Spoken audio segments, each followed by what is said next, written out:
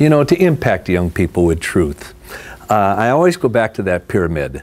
Our behavior is driven by our values are formed by our beliefs, and our beliefs, a young person is engendered to believe, encouraged to believe through relationships. And you know, David said in Psalm 26:3, think of this. He said, I've been constantly aware of your unfailing love. Notice he didn't say, you know, once a day or a couple times a week. He said, I've been constantly aware of your unfailing love. What did that do for David?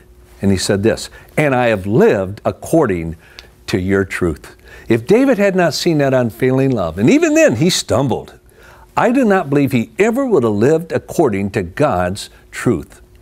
In Psalm 86, 11-13, there's a prayer that David prayed, and I bet you have prayed this if you have children or you work with young people. You've prayed that every child will incorporate this prayer into the way they live. Every time I held my child for the first time, one of my 4 children, I'd say, oh God, the way I love you, the way I love this child's mother, the way I love this child, I pray that this prayer be an intricate part of their life. See if it's not true for you. When David said, teach me your ways, O Lord. Why? That I may live according to your truth. What was David's motivation for praying that prayer? What would be your own child, young people you work with? What will motivate them to want to pray a prayer like that, to know God's truth and live it out in their life? It'll be for your child the same thing it was for David. When David said this, for your love for me is very great.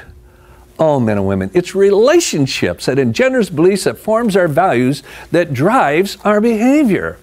In Ephesians 4:15, Paul taught something that I think you want it to be true with those that teach your young people. When you go to church, you want it to be true of a pastor. When you hear people like me, you want it to be true. It's when Paul said, teach the truth. Isn't that what you want? Teach the truth. But what's the condition for it? In love. Now be careful there. The in love does not make it true.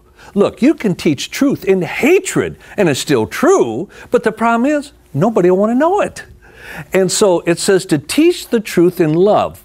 Love does not make it true, but what it does do, it fertilizes the ground. It fertilizes the relationship where that person wants to know the truth.